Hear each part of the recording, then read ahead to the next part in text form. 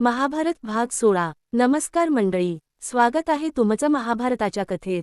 मागच्या भागात आपण पाहिलं, एकलव्याने मोठा त्याग केला, गुरुदक्षिणा म्हणून अंगठा दिला आणि आज कथा पुढे जाणार आहे। हस्तिनापुरातील राजकुमार मोठे झाले, त्यांचं शिक्षण आता पूर्ण झालं। द्रोणाचार्यांनी एक निर्णय घेतला, सर्वांसमोर परीक्षा घेण्याचा निर्णय घेतला। त्यासाठी एक भव्य रंगभूमी तयार झाली। संपूर्ण हस्तिनापूर तिथे जमलं। भीष्म पितामह तिथे उपस्थित होते, धृतराष्ट्रही तिथे उपस्थित होते, कुंतीही तिथे उपस्थित होती। सर्वजण राजकुमारांकडे पाहत होते। सर्वप्रथम कौरव पुढे आले, त्यांनी आपली युद्धकला दाखवली। दुर्योधनाने गदायुद्ध सुरू केलं, तेव्हा भीमही त्याच्या समोर उभा राहिला। दोघेही अत्यंत शक्तिशाली होते। दोघांमध्ये भयंकर युद्ध सुरू झालं। संपूर्ण रंगभूमी हादरून गेली, पण त्यांच्यात वैर वाढत होतं। त्यानंतर अर्जुन रंगभूमीत आला, त्याच्या हातात धनुष्य होतं। संपूर्ण सभा शांत झाली। अर्जुनाने धनुष्य उचललं आणि आपलं कौशल्य दाखवायला सुरुवात केली। त्याने वेगाने बाण सोडले, त्याने फिरतं लक्ष्य भेदलं, त्याने अचूक निशाणा साधला। त्याच्या कौशल्याने सर्वजण थक्क झाले। द्रोणाचार्यांना खूप अभिमान वाटला। अर्जुनाचं नाव सर्वत्र घुमू लागलं। पण अचानक एक घटना घडली। रंगभूमीच्या प्रवेशद्वारातून एक योद्धा आला। त्याचा चेहरा तेजस्वी होता, त्याच्या अंगावर दिव्य कवच होतं, त्याच्या कानात चमकणारी कुंडलं होती आणि त्याच्या हातात धनुष्य होतं। तो शांतपणे अर्जुनासमोर उभा राहिला। संपूर्ण सभा त्याच्याकडे पाहत होती।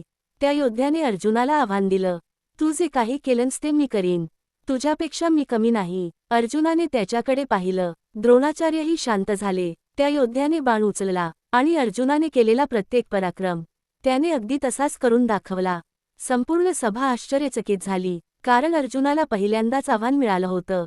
दुर्योधनाच्या मनात मात्र आनंद झाला, त्याला एक नवा मित्र मिळाला होता।